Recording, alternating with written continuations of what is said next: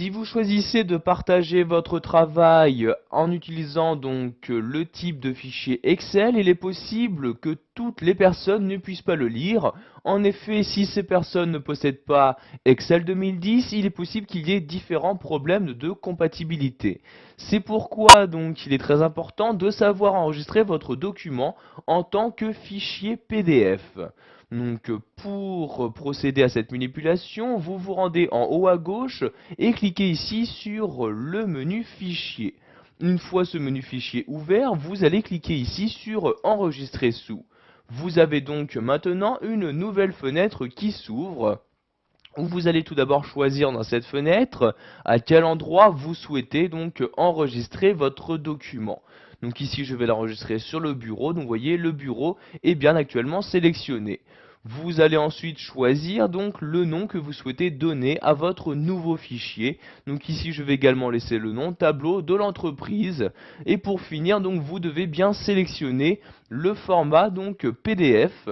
Pour ce faire, je clique ici sur cette flèche-ci et dans le menu, je recherche donc le format PDF. Donc vous voyez ici, il se trouve à cet endroit-là. Je clique donc dessus comme ceci. Donc sachez qu'avant donc d'enregistrer votre document format PDF, vous avez différentes options qui vous sont proposées. Donc pour y accéder, vous cliquez ici sur options comme ceci. Vous avez donc une nouvelle fenêtre qui s'ouvre. Vous pouvez par exemple choisir dans ces options, quelle page de votre document vous souhaitez enregistrer.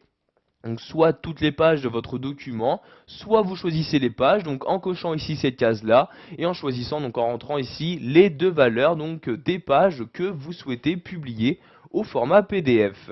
Donc ici, je vais créer donc au format PDF toutes les pages, donc je coche bien la case tout comme ceci.